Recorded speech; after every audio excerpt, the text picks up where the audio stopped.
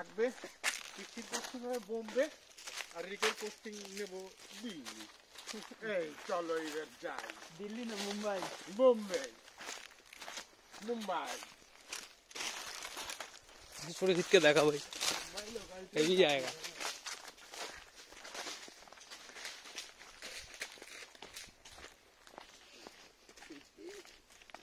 পুরাই করবে বোম্বে বা গিয়ে স্টে করে যাবে একদম সোরা ব্রাউজের মতো খেলা হবে। খেলা সোরা ব্রাউজ যেমন চাকরি ছেড়ে ইয়ে করেছে, পুরো হয়ে গেছে পুরো সেরকম। 2 মাস এসে কলকাতায় ওখানে আছে না সারা।